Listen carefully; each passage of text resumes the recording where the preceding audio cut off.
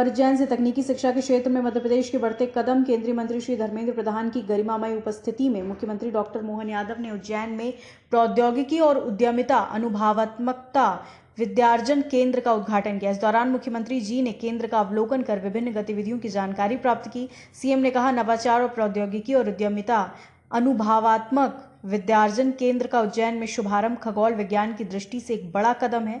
मैं यशस्वी प्रधानमंत्री श्री नरेंद्र मोदी जी और केंद्रीय मंत्री श्री धर्मेंद्र प्रधान जी का अभिनंदन करता हूं और भगवान शिव ही सृष्टि के सृजनकर्ता हैं और संहारक हैं। महाशिवरात्रि को लेकर दो तरह की मान्यताएं हैं। आज का दिन शिवरात्रि का दो तरह से माना जाता है। कुछ लोग आज के दिन भगवान शिव के प्राकट्य का दिन भी मानते हैं। दुनिया में निराकार इस सृष्टि जगत में एक अद्वितीय चेतना, कोई चराचर अजर अमर एक चेतना है, जिस चेतना से संपूर्ण सृष्टि का संचालन होता है। और उस संचालन करने वाली ताकत को ढूंढने के लिए आधुनिक विज्ञान अपने ढंग से लगता है। वो आज कुछ पाता है, कल वो लगता है कि बस यही हो गया, उससे आगे भी फिर कुछ और मिलता है। फिर वो लगता कि यही सब हो गया, उससे आगे भी कुछ होता है। जैसे गैलीलियो ने कहा कि परिक्रमा कौन लगाता, सूर्य या पृथ्वी। उसके बाद के भी न्यूटन से लेकर के सभी के अलग अलग सिद्धांत, अलग अलग तरह के बात करने वाले लोग आए। अब न्यूटन का थर्ड लॉ हमको सबको मालूम है, क्रिया की बराबर लेकिन विपरीत प्रतिक्रिया होती है।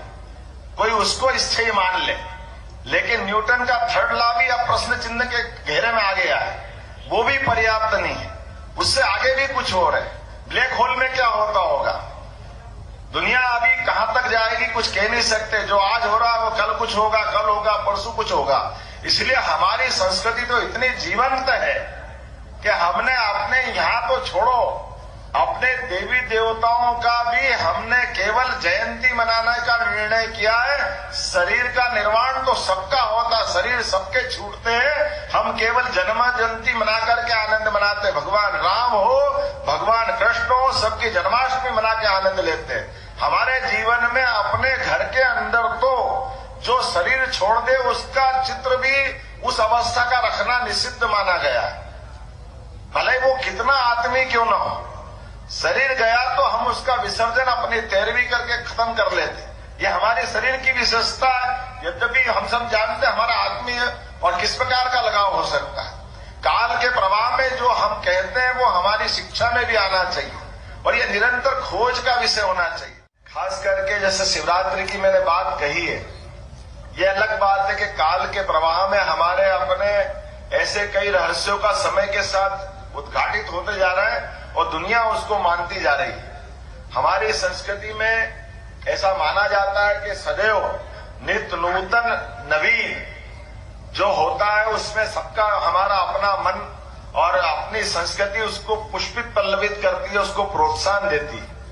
और काल के प्रवाह में हम तो इतना आगे सोचने वाले हैं, जिनको मानना हो माने, जिनको न मानना न माने। लेकिन काल के प्रवाह में ब्रह्म वैवर्त पुराण के अनुसार ऐसा माना जाता है कि सृष्टि का आज जो है वह अंततः कोई न कोई दिन इसका समापन होगा, प्रलय होगा। तो जब प्रलय होगा तो फिर उद्भव भी होगा और प्रलय और उद्भव के बीच में हर एक काल गणना का समय उसका नियत है। वो समय कभी कम ज्यादा नहीं हो सकता। ऐसे में समय के साथ जब प्रलय होगा और प्रलय में ये सब कुछ नष्ट होगा, जब नष्ट होगा तो फिर उद्भव होगा। आध्यात्म की दृष्टि से माना जाता है कि जब ये सब कुछ नष्ट होगा तो ऐसा माना जाता है कि वो हमारा वो दिन होगा जिसमें ब्रह्मांड की समाप्ति के साथ ब्रह्मा जी की नींद लगेगी, वो आराम करेंगे, वो रात्रि विश्राम करेंगे। लेकिन वो रात्रि विश्राम कब तक होगा, कितने समय के लिए होगा? वो उनकी नींद निकलेगी रात की तो लगभग 84 लाख हजार साल पहले की बात होगी। उसके बाद एक दिन ब्रह्मा की आंख का खुलेगा तो दोबारा हमारी दिन की शुरुआत होगी। ब्रह्मा को जगाने का अगर कोई काम करेंगे वो महाकाल करेंगे। बाबा महाकाल की नगरी से वो चेतना आती है इस सृष्टि में, ऐसा माना जाता है। क्योंकि शिव ही सृष्टि के हमारे प्रदाता भी है और संहारक भी है। हमारा अपना आज का इस कैंपस का शुभारंभ विक्रमोत्सव का एक हिस्सा है और विक्रमोत्सव का हिस्सा होने के नाते से मैं एक और आनंद महसूस कर रहा हूं। इस कार्यक्रम की शुरुआत यशस्वी प्रधानमंत्री माननीय नरेंद्र मोदी जी के माध्यम से 29 फरवरी को की गई थी उज्जैन के उस आयोजन को, जब दुनिया की पहली वैदिक घड़ी का शुभारंभ यशस्वी प्रधानमंत्री माननीय नरेंद्र मोदी जी ने किया था। काल गणना का वो केंद्र जिसकी हजारों हजार साल से पहचान रही है, ऐसे में अभी हम ग्रीनविच से अपना स्टैंडर्ड टाइम लेते हैं, भारतीय स्टैंडर्ड टाइम की बात भी करते हैं, लेकिन वैदिक घड़ी का स्टैंडर्ड टाइम अभी ये रिसर्च की बात है। लेकिन ऐसे मामलों को लेकर भी एक IITN कानपुर ने अपना एक ऐप बनाया और उसको दुनिया के सामने प्रस्तुत कर दिया।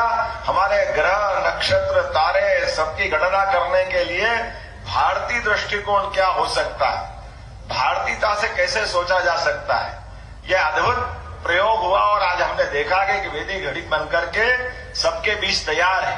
जोरदार अभिनंदन करें माननीय मोदी जी के शुभारंभ का।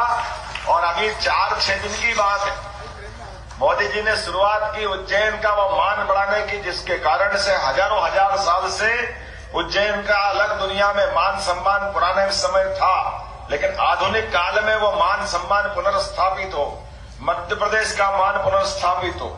और केवल मध्य प्रदेश का नहीं, दुनिया के 200 से ज्यादा देशों में हमारी वो ज्ञान की ध्वजा फिर लहराने लगे, इसलिए ये बड़ा निर्णय किया गया था। मुझे इस बात की प्रसन्नता है, आज उसका अगला पड़ाव आया है। उज्जैन में खगोल विज्ञान की दृष्टि से एक बड़ा कदम उठाया माननीय धर्मेंद्र प्रधान जी के मौजूदगी में। जोरदार अभिनंदन माननीय धर्मेंद्र जी का इस नाते से भी। खबर भारतवर्ष के लिए उज्जैन मध्य प्रदेश से संजय शर्मा की रिपोर्ट।